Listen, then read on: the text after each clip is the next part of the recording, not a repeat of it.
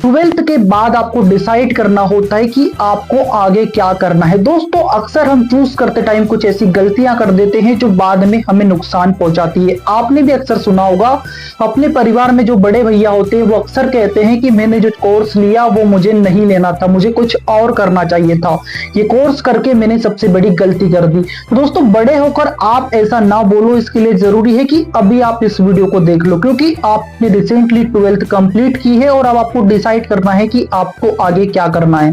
तो दोस्तों आप भी कंफ्यूज हो कि आप कौन सा कोर्स करें, कौन से कॉलेज में एडमिशन ले, तो इस वीडियो को एंड तक देख लेना, क्योंकि आज के इस वीडियो को देखने के बाद 90% चांसेस है दोस्तों कि आप खुद से सेल्फ डिसीजन ले सकोगे।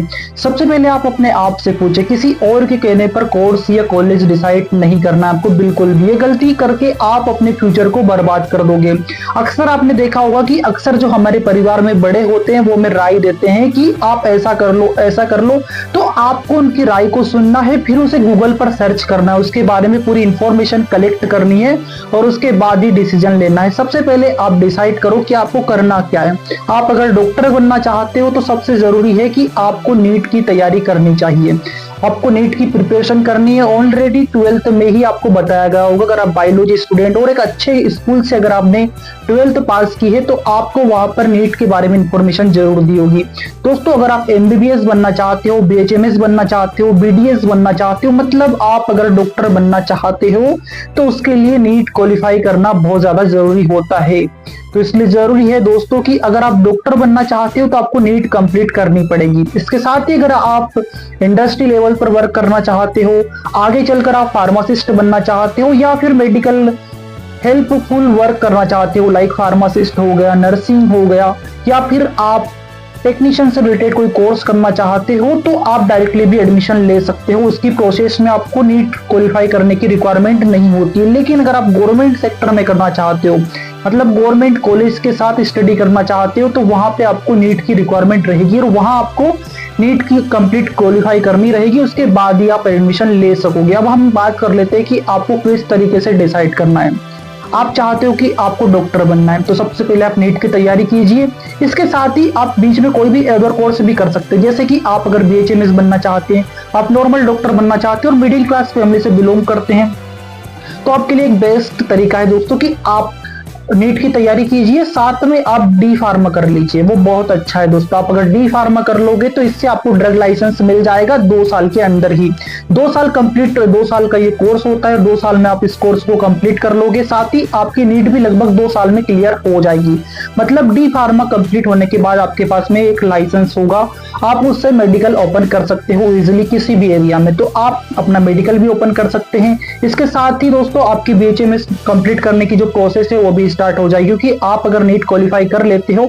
और एक बात और मैं आपको बता देता हूं दोस्तों, एमबीबीएस करने के लिए जो आपकी रैंक है वो हाई होना चाहिए, मतलब आपके जो अंक है वो 400 प्लस आएंगे तभी शायद, फिर भी 100% चांसेस नहीं है दोस्तों, फिर भी कुछ हद तक चांसेस है कि आपको एमबीबीएस की डिग्री मिलने के चांसेस बन सकते हैं। लेकिन अगर आप बीएचएमएस बनना चाहते हो तो इसके लिए मिनिमम अगर आपको 200-300 नंबर भी आ जाते हैं नीट में, तो आप इजिली प्राइवेट स्कूल में या प्राइवेट सेक्टर में, मतलब प्राइवेट कॉलेज में आप बीएचएमएस के लिए अप्लाई कर सकते हो और इजीली अपनी बीएचएमएस की पढ़ाई आगे कंटिन्यू कर सकते हो। लेकिन अगर आप गवर्नमेंट से करना चाहते हो तो इसके लिए भी थोड़ी क्राइटेरिया थोड़ा ज्यादा रहता है, क्योंकि गवर्नमेंट एग्जाम की तरह नीट में भी कंपटीशन बहुत ज्यादा होता है, तो इसलिए इसकी जो पढ़ाई है वो भी आपको बहुत अच्छे से करनी रहेगी। मैक्सिमम 700 नंबर का पेपर होता है और इसमें से अराउंड आपको 400 प्लस नंबर लाने होते हैं, उसके बाद ही आप किसी भी अच्छे कॉलेज में एडमिशन इजीली पा सकते हो। अब हम बात कर लेते हैं दोस्तों सहायक कौन कौन से कोर्स हैं। मतलब आप टेक्नीशियन भी बन सकते हो, फार्मासिस्ट बन सकते हो। फार्मासिस्ट के बनने के बाद भी बहुत सारे मतलब नए नए रास्ते आपके सामने ओपन हो जाते हैं, आप चाहो उस फील्ड में जा सकते हो। बी फार्मा एक ऐसी फील्ड है जिसके बाद आप खुद डिसीजन ले सकते हो कि आपको कौन से फील्ड में जाना है। आप चाहो तो हॉस्पिटल में वर्क भी कर सकते हो, इंडस्ट्री में भी वर्क कर सकते हो। इसके बाद अगर आप फ्रीलांसिंग करना चाहते हो वो ऑप्शन भी आपके पास में होता है। मार्केटिंग करना चाहते हो वो ऑप्शन भी आपको बी फार्मा करने के बाद मिल जाता है।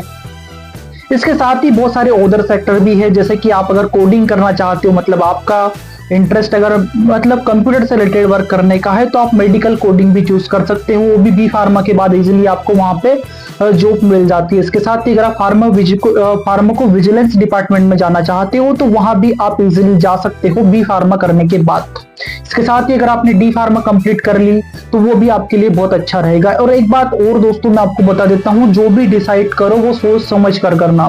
जो भी आप डिसाइड कर रहे हो पहले उसे गूगल पर सर्च करो, उसके बारे में पूरी जानकारी लो, आगे चलकर आपको क्या करना है वो डिसाइड करो। डॉक्टर नहीं बनना है तो आप सहायक बनकर भी सपोर्ट कर सकते हो, या फिर अपना खुद का बिजनेस करना चाहते हो तो वो कैटेगरी भी आपको मेडिकल साइंस के अंदर मिल जाएगी। मतलब बायोलॉजी स्टूडेंट के लिए एवरी रास्ते खुले हुए हैं, लेकिन डिसाइड उसे करना है कि उसे कौन से रास्ते पर चलना है।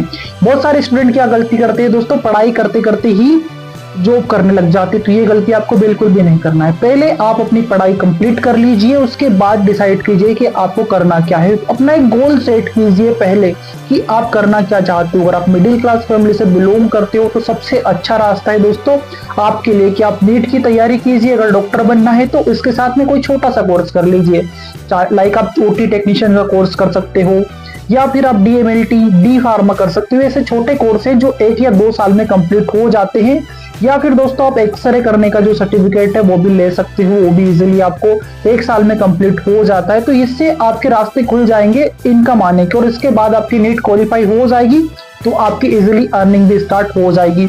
लेकिन एक बात का हमेशा ध्यान रखना दोस्तों, जो भी डिसाइड कर रहे हो वो सोच समझ कर करना, क्योंकि जो आप डिसाइड कर रहे हो वो ही आपका भविष्य बन जाएगा। मतलब आपका भविष्य आपको 12th के बाद चूज करना होता है, और एक छोटी सी गलती आपको पूरी लाइफ में एडजस्टमेंट करवा सकती है। तो आप चाहते हो कि आपका जो स्ट्रगल है वो अच्छे से हो और आप जिस फील्ड में आगे बढ़ना चाहते हो वो फील्ड ही आपको मिले, तो उसके लिए जरूरी है दोस्तों कि आप अभी से डिसाइड करो कि आपको करना क्या है। एमबीबीएस बनना है तो एमबीबीएस के बारे में गूगल पर सर्च करो, चैट जीपीटी पर सर्च करो, और वो आपको ऑल इंफॉर्मेशन देंगे कि एमबीबीएस कितनी अर्निंग कर सकते हैं, कैसे अर्निंग होगी, इसके बाद आप क्या कर सकते हो, कैसे एमबीबीएस बन सकते हो, वो सारी गाइड आपको वहां पे मिल जाएगी।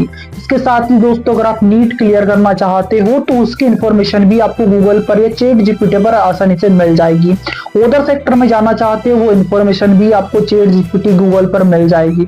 तो बिना किसी मतलब संभावित जानकारी के आप आधी जानकारी लेकर कोई डिसीजन ना ले, प्रॉपर चेक करें, अपने बड़ों से भी गाइड ले, और उसके बाद उसे गूगल पर सर्च करें कि उन्होंने जो बताया है वो रास्ता आपके लिए सही है या नहीं है। उसके बाद ही डिसाइड करें कि आपको आगे क्या करना है।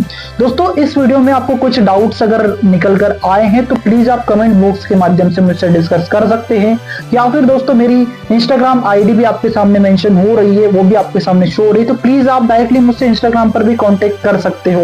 वहां पर भी मैं इजिली आपको गाइड करने की पूरी कोशिश करूंगा, साथ ही आपको बताऊंगा कि आपको आगे क्या करना है, कैसे करना है, और आप मुझे ये भी बता सकते हो कि आप आगे क्या करना चाहते हो, और उसके लिए मैं आपको गाइड करूंगा कि किस टाइप से आप इस प्रोसेस को कंप्लीट करके इजीली ये चीजें अचीव कर सकते हो। तो दोस्तों आज का वीडियो आपको कैसा लगा एक बार कमेंट करके जरूर बताना, और हाँ दोस्तों इस वीडियो को अपने उन दोस्तों के साथ भी शेयर करना जिन्होंने रिसेंटली 12th पास की हो। ओके दोस्तों मिलते हैं अगले वीडियो में, तब तक के लिए जय हिंद दोस्तों।